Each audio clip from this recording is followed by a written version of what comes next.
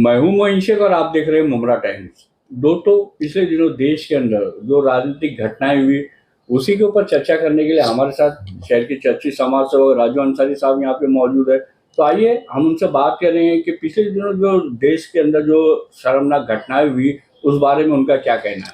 तो राजू भाई, क्या कहना चाहोगे 26 मई के दिन जो नई संसद भवन का जो उद्घाटन समारोह था उसके अंदर राष्ट्रपति को नहीं बुलाया गया, जबकि होना तो ये चाहिए था कि वो उद्घाटन है ना राष्ट्रपति के हाथों होना चाहिए था, लेकिन उनको नहीं बुलाया गया, ना ही उनके हाथों उद्घाटन कराया गया। उसका जो उद्घाटन किया देश के प्रधानमंत्री नरेंद्र मोदी ने किया, जिसकी तमाम विपक्षी पार्टियां आलोचना कर रही है। तो क्या कहना चाहोगे इस मामले को लेकर आप? जैसे कि आप जानते हैं कि 26 मई को हमारे नए पार्लियामेंट हाउस का लोकार्पण सोहला था। हमारे इस देश के अंदर जब भी कोई बड़ा काम किया गया इस देश को लेकर के, तो हमेशा हमारे देश के जो महामहिम है, जो प्रेसिडेंट होते हैं, वो इस काम को करते हैं। और ये प्रथा चली आई है हमेशा से। आज 72-74 साल की आज़ादी के इस पर्व के अंदर हमने हमेशा देखा है कि हर बड़े काम का उद्घाटन सोहला जो है वो हमारे महामहिम करते हैं, हमारे प्रेसिडेंट ऑफ इंडिया करते हैं। मगर चूंकि हमें मालूम है कि ये जो हमारे इस देश के प्रधानमंत्री हैं, ये सेंट्रिक पर्सन है, ये हमेशा हर चीज़ अपने हाथ में, अपने ताबे में रखना चाहते हैं। थोड़ा सा इनकी सोच जो है वो हिटलर से और मुसोलिनी से मिलती है। ये एक डिक्टेटरशिप और एक तानाशाही के अंदाज में जीना चाहते हैं। तो इन्होंने उसी तरीके से इस पार्लियामेंट हाउस का जो उद्घाटन है अपने हाथों से करवाने की कोशिश की और किया भी इन्होंने, जिसके अंदर इस देश की 13 अलग अलग पार्टियों ने, कांग्रेस समेत 13 अलग पार्टियों ने इसका विरोध किया और इसका बायकॉट किया। एक बहुत बड़ी शर्मनाक बात है। किया 3 पार्टियां उसमें गई भी, जैसे मायावती की एक पार्टी थी, हमारे बीजू जनता दल के नवीन पटनायक साहब थे, वो भी उसमें गए थे। तो और हमारे जगन मोहन रेड्डी साहब जो आंध्र प्रदेश के भी चीफ मिनिस्टर, ये 3 लोग गए थे वहां पे। बाकी 13 पार्टियां जो है वो वहां पर नहीं गई थी और उन्होंने उसका बायकॉट किया। और ये होना भी चाहिए।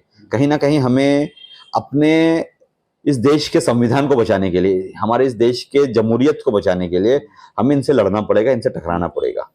राजू भाई, एक तरफ तो लोकतंत्र का जो मंदिर है संसद भवन, उसका उद्घाटन हो रहा था और वहीं जहाँ पे लोकतंत्र की दुहाइयां दी जा रही थी, तो वहीं दूसरी तरफ उससे ठीक 1 किलोमीटर दूर जो देश की वो बच्चियां जिन्होंने देश का गौरव बढ़ाने के लिए ओलंपिक्स के अंदर मतलब मेडल हासिल किए थे, उन लड़की को जिस तरीके से दिल्ली पुलिस बड़ी बर्बरता के साथ घसीटते हुए मतलब मारते हुए उनको लेके गई है, वो भी काफी शर्मनाक था। तो एक तरफ तो लोकतंत्र की दुहाइयां दी जा रही थी संसद भवन के उद्घाटन के बाद, और एक तरफ जो देश की बेटियां जिन्होंने देश का गौरव बढ़ाने के लिए मतलब मेडल हासिल किए थे, उनके साथ में जो रवैया दिल्ली पुलिस ने अख्तियार किया वो भी काफी शर्मनाक है। तो उसके ऊपर आपका क्या कहना है?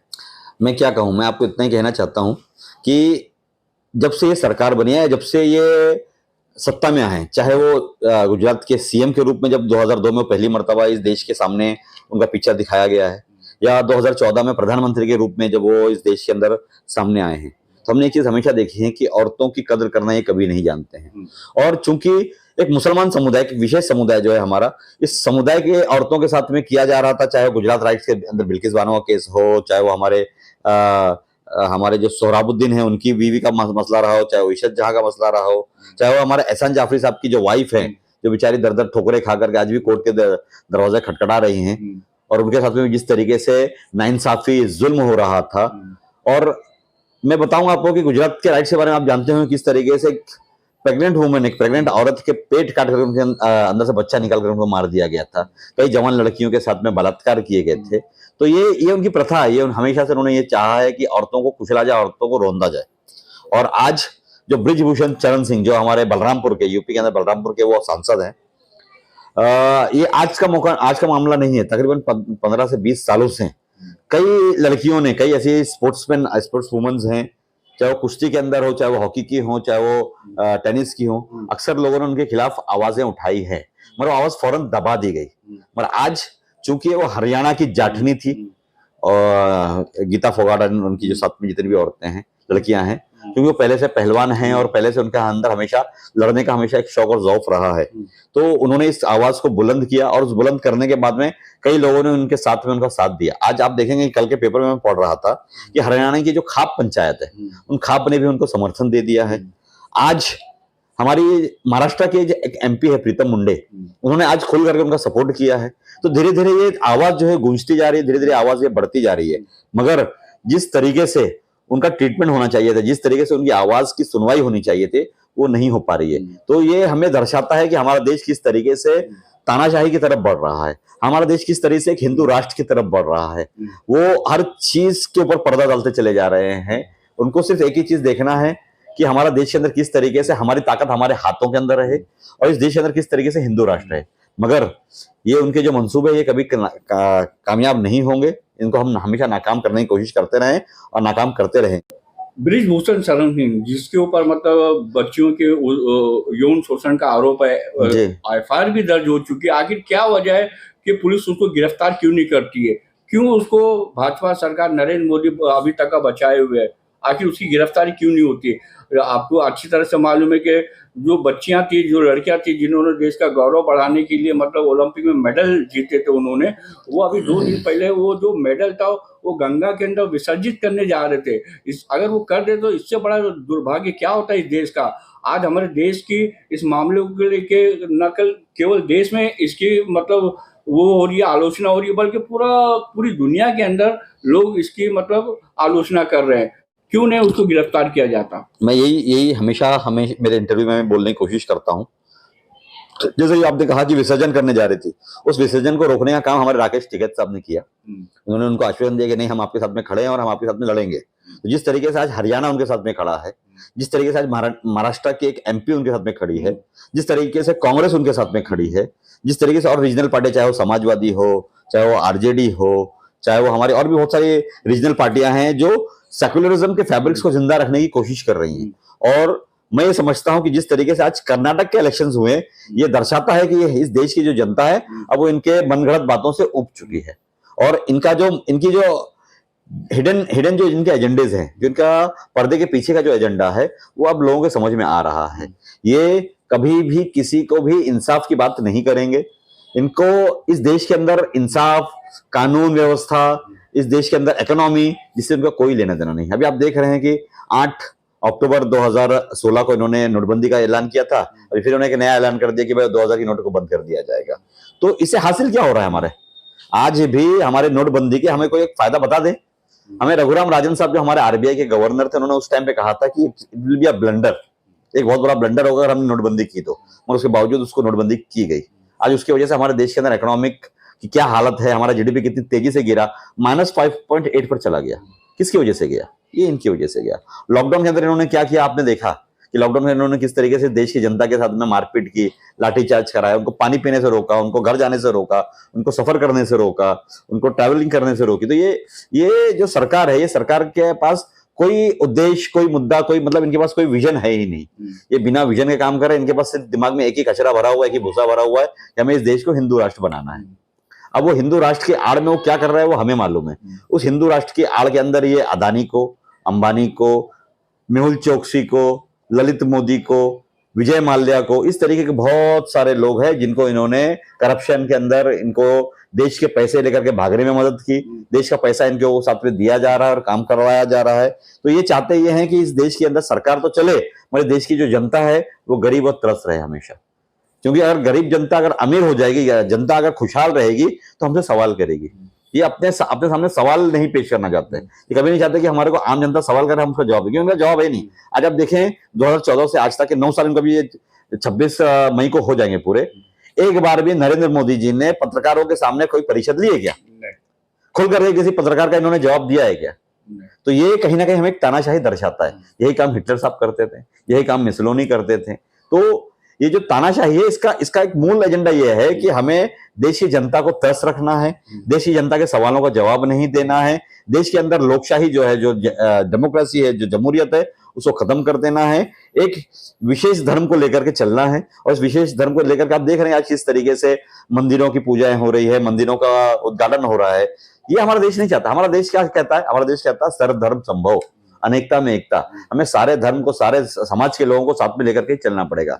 एक जिस्म के अंदर अगर कोई हमारा एक अंग अगर खराब हो जाए तो हम उसको काट के नहीं फेंकते, हम उसकी रिपेयरिंग करते हैं, उसको जाकर के डॉक्टर को दिखाते हैं, उसका इलाज करते हैं, इलाज करके उसको सही करने की कोशिश करते हैं। मगर ये क्या कर रहे हैं आज इस देश के अंदर, एक समाज विशेष को, एक जात विशेष को, एक मजहब विशेष को ये टारगेट कर रहे हैं।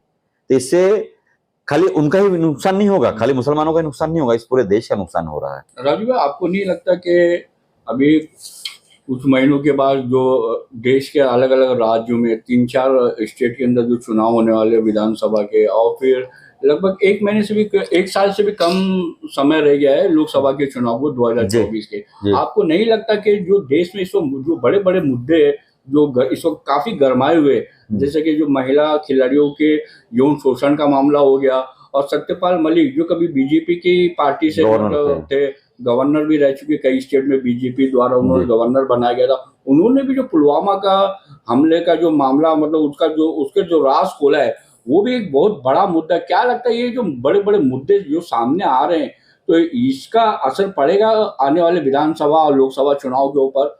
जी बिल्कुल, मैं ये समझता हूं कि जो आज कर्नाटक के जो इलेक्शंस हुए हैं, ये हमें कहीं ना कहीं दर्शा रहे हैं कि ये देश जो है अब तरस हो चुके, देश की जो जनता है उनकी आंखें खुल चुकी हैं। और मैं ये समझता हूं कि आज भी इस देश की 60% जनता जो है वो बीजेपी के खिलाफ थी, उनके खिलाफ वोटिंग करती है। मगर चूंकि हमारे पास कोई अच्छा एजेंडा नहीं था, हमारे पास कोई एक अच्छा तालमेल नहीं था, जिसकी वजह से कोई आगे बढ़ नहीं रहा था। मगर मैं समझता हूं कि आज इस देश के अंदर देखो, आज इस देश को आजाद हुए 74 साल हो गए। इस 74 साल के अंदर 60 से 65 साल कांग्रेस ने राज किया, कितने अच्छे से राज किया आप भी जानते हैं। तो इस देश के अंदर बिना कांग्रेस को लेकर के आप सत्ता में नहीं आ सकते वापस। तो ये सारी रीजनल पार्टीज को सोचना पड़ेगा, समझना पड़ेगा कि बिना कांग्रेस के हम सत्ता में वापस नहीं आ सकते। कांग्रेस के साथ में हाथों में हाथ मिला करके हमें इस कम्युनल और इस फैसिज्म वाली सरकार से लड़ना पड़ेगा, झगड़ना पड़ेगा, तब कहीं जाकर इस देश के अंदर वापस से डेमोक्रेसी जिंदा हो सकती है। और उसकी एक आशा, उसकी किरण जो है वो हमें कहीं ना कहीं कर्नाटक इलेक्शन के बाद में दिखी है। और मैं समझता हूँ जिस तरीके से कर्नाटक में भी इलेक्शन हुए हैं, उसी तरीके से आज मध्य प्रदेश, राजस्थान, उड़ीसा, इस तरीके से हर तरीके के अंदर जो इलेक्शन होने वाले हैं, इस इलेक्शन में हमें ऐसा लगता है कि कांग्रेस वापस कमबैक मारने वाली है। और इसी के साथ में हमारा जो लोकसभा का जनरल इलेक्शन होगा, उस इलेक्शन के अंदर भी हमारी ये उम्मीद है, हमने हमेशा हमारी फिंगर्स क्रॉस करके रखा है कि हमें ये उम्मीद है कि देश की जनता जो इस बार कांग्रेस को वापस सर पर बिठाएगी अपने, और वापस देश की सारी सत्ता, सारा जो सत्ता है वो हमारे देश की कांग्रेस की सरकार के हाथ में दी जाएगी। आपका कहने का मतलब कि 2024 में जो लोकसभा के चुनाव होंगे, तो देश की जनता जो है वो प्रधानमंत्री नरेंद्र मोदी को टाटा बाय बाय कह देगी? देखो, इतना आसान नहीं है आज की तारीख में नरेंद्र मोदी को हटाना। जिस तरीके से उन्होंने इस देश के विभिन्न अंग के अंदर, विभिन्न लोगों के अंदर जो उन्होंने एक पोलराइजेशन ऑफ वोट किया है, जो उनके दिमागों के अंदर उन्होंने एक भूसा भरा हुआ है, हिंदुत्व का भूसा भरा हुआ है, ये निकालना इतना आसान नहीं है। क्योंकि हम जब भी इस बात को बोलने जाएंगे तो लोग बोलेंगे देखो हिंदुओं के खिलाफ बोल रहा है। का जो एजेंडा था उनका भाजपा का, वो कर्नाटक में क्यों नहीं चला? कुछ लोग वहां समझदार थे, इसलिए वही तो मैं बोलना चाह रहा हूँ, कहीं ना कहीं लोगों की आंख धीरे धीरे खुलने लगी। जो अंधभक्त थे अब वो धीरे धीरे समझ में आने लगा है उन्हें। देश की काफी अभी मतलब जागरूक हो चुकी है अभी पिछले कुछ सालों के अंदर। जनता को क्या चाहिए? उनको वही तो बोलना चाह रहा हूँ मैं कि जिस तरीके से अंधभक्तों को उन्होंने हिंदुत्व हिंदुत्व हिंदुत्व कराया, उससे उनका पेट नहीं चलने वाला। हमें कहीं ना कहीं यहाँ पे जो बेरोजगार है उनको रोजगार देना पड़ेगा, जो किसान है उनके लिए अच्छी स्कीमें लानी पड़ेगी, उनको सिंचाई के लिए उनको मदद करनी पड़ेगी, उनकी बीजों के लिए उन्हें पैसा देना पड़ेगा। जो हमारे कॉर्पोरेट सेक्टर्स है, कॉर्पोरेट सेक्टर के अंदर हमारे जो लोग हैं उनको खड़ा करना पड़ेगा। हमारे जो जिनके पास घर नहीं है उनके लिए हमें घर मुहैया करवाने पड़ेंगे गवर्नमेंट की तरफ से।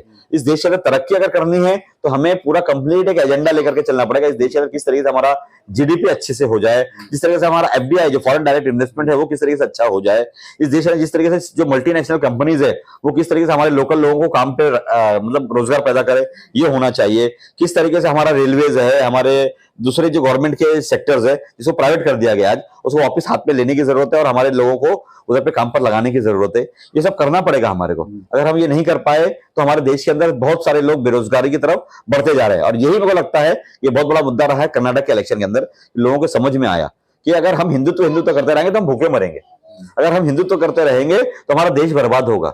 हमें इस देश को अगर आबाद रखना है, इस देश को अगर जिंदा रखना है, इस देश की जमहूरियत को अगर हमें जिंदा रखना है तो हमारे देश के अंदर तरक्की करनी पड़ेगी, हमें इंफ्रास्ट्रक्चर डेवलपमेंट करना पड़ेगा, हमें रोजगार पैदा करना पड़ेगा। हमारे देश का सबसे बड़ा जो रोजगार है वो हमारा शेतकरी है, हमारे जो किसान है वो है। आज किसान भाई के साथ में क्या हो रहा है आप देख रहे हैं। बीच में आपने देखा होगा कि दिल्ली के अंदर सारे देश के किसानों ने बैठ करके धरना दिया था। तो ये जो 700 से ज्यादा किसान शहीद भी हुए थे, 700 से ज्यादा किसान शहीद भी हुए थे। तो इनके पास कोई पॉलिसी नहीं है, इनके पास कोई विजन नहीं है, कोई इनके पास प्लान नहीं है ये किसी की सुनते नहीं है। आज अगर रघुराम राजन की बात सुने होते तो आज हमारे को नोटबंदी नहीं करनी पड़ती थी, आज हमारे पास रिसेशन नहीं आता था। ऐसे बहुत सारी चीजें जिसके लिए इनको इन बातें समझनी पड़ेगी। इन्होंने, जैसे हमारे मनमोहन सिंह जी थे जो 10 साल इस देश के प्रधानमंत्री रहे, उस वक्त में दुनिया के अंदर रिसेशन था, पूरी दुनिया जो है वो आर्थिक अभाव से जूझ रही थी। उसके बावजूद हमारे देश के अंदर कहीं पर भी आर्थिक अभाव कहीं पर भी दिखाई नहीं दिया हमें। क्यों नहीं दिखाई दिया? क्योंकि उन्होंने उस अच्छे तरीके से उसको टैकल किया, अच्छे तरीके से उसको कामयाब किया, हमारे देश के अंदर हमारी जीडीपी की ग्रोथ को गिरने नहीं दिया। तो ये सब चीज हमें उन्हें हमारे से समझनी पड़ेगी, कांग्रेस से समझनी पड़ेगी, मगर वो समझना नहीं चाहते हैं। वो समझते हैं कि हम उनसे पूछेंगे तो हम छोटे हो जाएंगे, मगर वो करते क्या है, वो अदानी और अंबानी को लाख लाख करोड़ रुपया लोन दे देते हैं बिना इंटरेस्ट के, मतलब मिनिमम 0.1%, 0.2% के ऊपर इंटरेस्ट रेट उनको पैसा दे रहे हैं। क्यों दे रहे हो भाई? हमारे देश का पैसा है। आज हमारे देश की हालत क्या है आपको मालूम है? हमारे देश के अंदर आज हम कर्ज के बोझ में डूबते चले जा रहे हैं। जब हम कांग्रेस की सरकार में तो हमारे पास 7 से 8 हजार रुपया पर कैपिटा हमारे पास हमारा कर्ज था, आज वो बढ़कर के 44,000 रुपया हो चुका है। आज इस देश का हर बच्चा जो अभी नया पैदा हुआ वो भी 44,000 रुपया कर्ज के बोझ के अंदर पैदा हो रहा है। किसकी देन है ये मोदी सरकार की देन है। तो हमें कहीं ना कहीं वापस से हमारे देश को खड़ा करने के लिए इस तानाशाही की सरकार को, इस फैशिज्म सरकार को हटा करके एक लोगों के हित के काम करने वाली सरकार को वापस लाना पड़ेगा, और इसके लिए मैं समझता हूँ कांग्रेस से अच्छा कोई नहीं है। अच्छा राजू भाई, सबसे आखिर में मैं एक सवाल और आपसे पूछ के अपनी बात खत्म कर दूंगा, और वो सवाल ये है कि मतलब जिस तरीके से कांग्रेस पार्टी की कर्नाटक के अंदर जो बम्पर जीत अपनी पार्टी को हासिल हुई है, और अभी कुछ महीनों के बाद है ना दूसरे भी स्टेट के अंदर विधानसभा के चुनाव है, लोकसभा के भी चुनाव है, तो आपको मतलब क्या लगता है कि कांग्रेस पार्टी का मतलब आने वाले दिनों में कैसा, मतलब भविष्य कैसा होगा? सॉरी, मैं ये समझता हूं कि मैं जो देख रहा हूं आज कहीं ना कहीं इनकी हवा जो है वो निकल चुकी है। इनकी जो एक हिंदुत्व को लेकर के एक पोलराइजेशन ऑफ वोट जो था वो धीरे धीरे फेड होता जा रहा है, और लोगों की आंखें खुल चुकी हैं। लोग समझ रहे हैं कि हमारे लिए अच्छा क्या और हमारे लिए बुरा क्या है। ये देश के अंदर, मैं एक मुसलमान हूं, मैं अपने धर्म को लेकर के इस देश को नहीं चला सकता।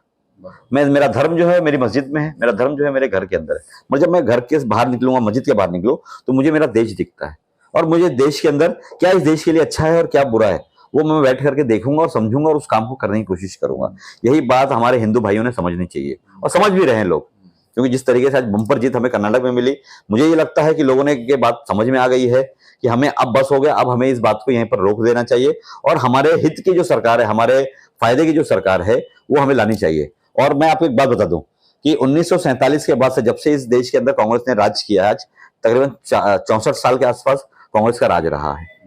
2 ही 3 मरतबा कांग्रेस सरकार में नहीं रही, एक इमरजेंसी के बाद में रही, एक अटल बिहारी वाजपेयी, और ये भी 9 साल की है। मतलब सब मिलाकर के तकरीबन 15-16 साल ही की सरकार हमारे खिलाफ रही है, वरना हमेशा कांग्रेस की सरकार रही है। हमने इस देश के अंदर सारे ताने बाने को बुन करके, इस देश के सारे समाज, सारे धर्म वर्ग के व्यक्ति विशेष के लोगों को लेकर के हमने इस सरकार को चलाया है। हमने सर्वधर्म समभाव का जो धर्म है उसको निभाया है, हमने अनेकता में जो एकता है उसको, उसके धर्म को निभाया है, और उस धर्म को निभा करके हमने देश के अंदर, आज देखो इस देश के अंदर जितना भी आईटी सेक्टर हो किसकी देन है? पंडित जवाहरलाल नेहरू की देन है। आज कंप्यूटर साइंस किसकी देन है? हमारे राजीव गांधी जी की देन है। हमारा फॉरेन डायरेक्ट इन्वेस्टमेंट किसकी देन है? हमारे मनमोहन सिंह जी की देन है। हमारे इंदिरा गांधी जी जो 17 साल प्राइम मिनिस्टर रही, उन्हें आयरन लेडी कहा जाता है।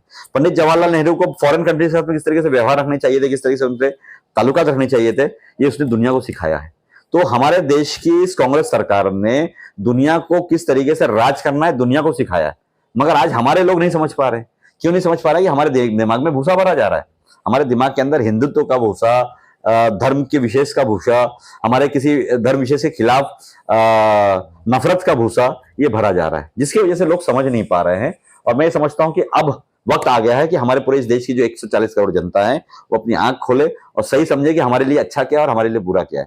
और मैं ये समझता हूं कि बहुत सारे लोगों ने आंख खोल दी है, और अगले साल भर के अंदर, जो अगले साल के अंदर हमारा लोकसभा के इलेक्शन होने वाले हैं, मैं ये समझता हूं कि अगर हमने अच्छे से अगर मेहनत कर ली, सारी रीजनल सेक्युलर पार्टियों ने मिल करके और कांग्रेस ने मिलकर के सबको साथ में लेकर के, सबको लेकर के उसने अच्छे तरीके से प्लान कर लिया, तो मैं समझता हूं कि कांग्रेस की सरकार बन सकती है, वरना अगले 5 साल के लिए फिर बीजेपी सरकार आ जाएगी। तो दोस्तों, ये थे चर्चित समाज सेवक राजू अंसारी साहब, जिनसे हमने देश के जो मौजूदा इस समय हालात बने उसके ऊपर विस्तार से चर्चा की, कई सारे सवाल पूछे, कई मुद्दों पे उनसे बात किया और उन्होंने हमारे सभी मुद्दों के ऊपर बहुत ही विस्तार तरीके से मतलब रोशनी डाली। हम उम्मीद करते हैं कि ये इंटरव्यू आपको अवश्य मतलब पसंद आएगा। ये इंटरव्यू आपको कैसा लगा हमें कमेंट्स करके जरूर बताइएगा। तो दोस्तों फिर मिलते हैं एक नई खबर के साथ, तब तक अपना ख्याल रखें, सुरक्षित रहें। जय हिंद, अल्लाह हाफिज।